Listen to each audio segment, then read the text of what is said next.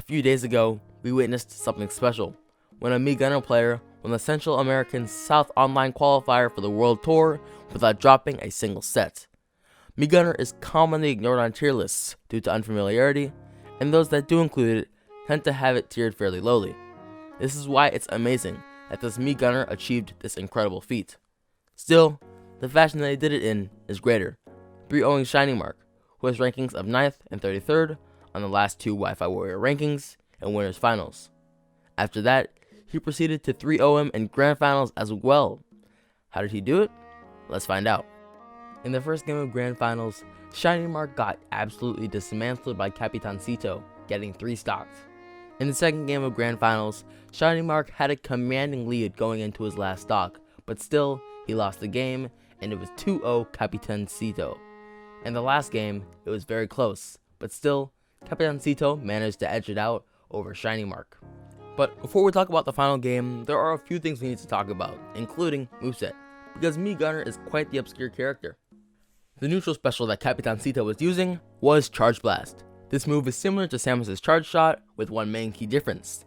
It has a lot more end lag, meaning you cannot really combo off of it except in very specific scenarios, but the move is still very good. The side special that Capitancito was using was Gunner Missile. Gunner Missile is similar to Samus's side B, except for a little bit more startup, there is dramatically less end lag, meaning you can pressure with it a lot better, and even in some cases, grab while it's still exploding the opponent. So this move is overall really good, and a key factor as to why Capitancito was able to steamroll Shining Mark. Next, the most crucial move in almost every Mii Gunner moveset, Bomb Drop. Just like it says, it drops a bomb on the ground, which has an active hitbox anytime the opponent touches it, so if they just walk over it or touch it in any way, that could be at ledge with a normal getup even, it will just explode. Also, if they attack it with a move that doesn't have enough range, they will also get hit, meaning that this move not only covers space on the ground on stage, but it will also cover normal getup and getup attack on ledge, making Mii Gunner's ledge trapping absolutely insane.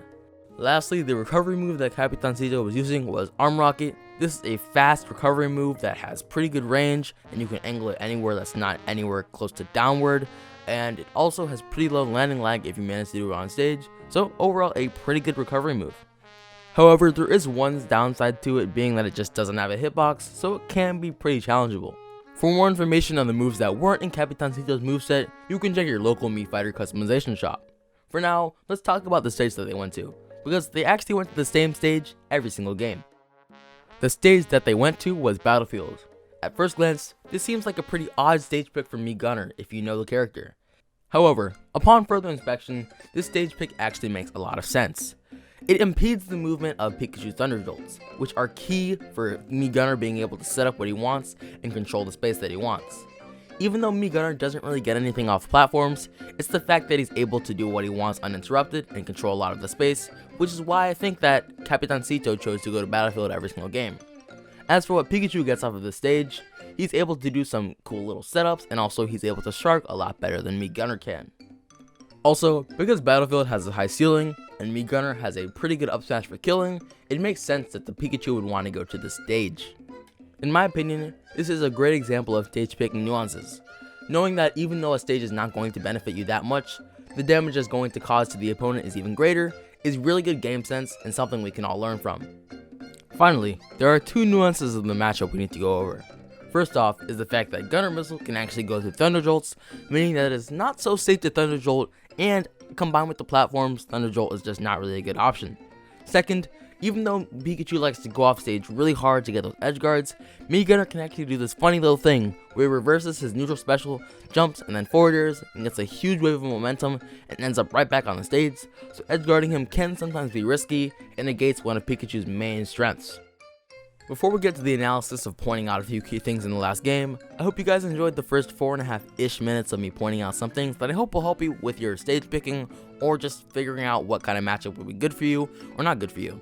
If you enjoy that sort of thing, make sure to stay tuned with my channel because I'm planning to do more of that sort of content in the future, but let's get to the last game. The percentage lead, we'll see if we can convert that into a stock sooner rather than later. As Capitano has proven time and time again, you don't want to let this guy stick around and have an opportunity to make up that damage. Did you see it?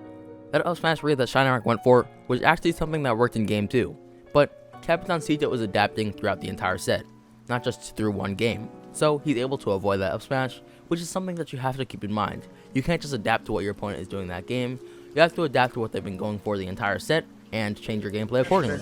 Until then, see you later, baby. You know what I'm saying?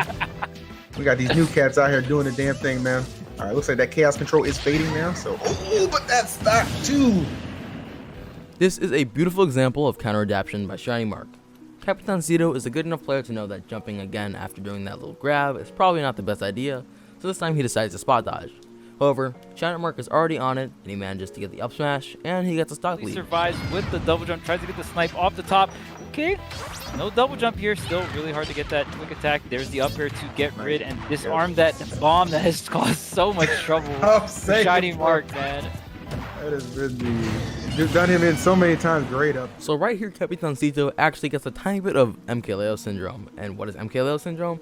Well, that's basically when, as soon as you go a little bit down, you try to go for plays a little bit too often. And sure, it worked for him here, but still, it's not really a good thing to do, because if Pikachu had just gotten one of those openings, he could have done massive damage. And now, look at how this little change in pace messes up his tempo, and it ends up getting him hard punished for the next stock, and he takes a ton of damage.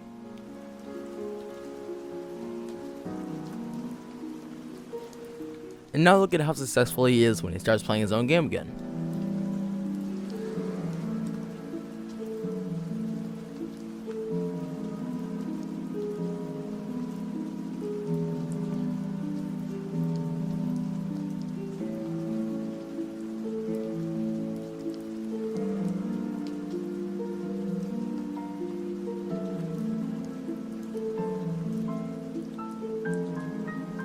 Definitely do the trick. Yeah. There's a double back air.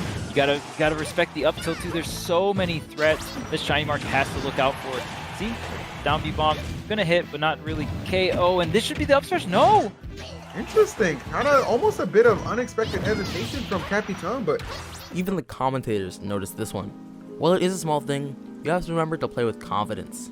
You have to remember to have confidence in whatever you're doing, whether it be just playing in general and neutral, or reading your opponent. You have to have confidence and not hesitate, or you're just going to miss out on free opportunities that you actually had, but because you didn't follow through, you ended up not getting the punish.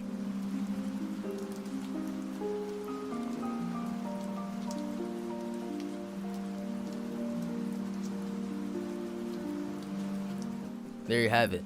That is how Shiny Mark was beaten by Capitancito, the Meat Gunner. If you enjoyed this video, or you enjoyed how it was presented, or you just like Smash in general, consider leaving a like, as it helps a ton.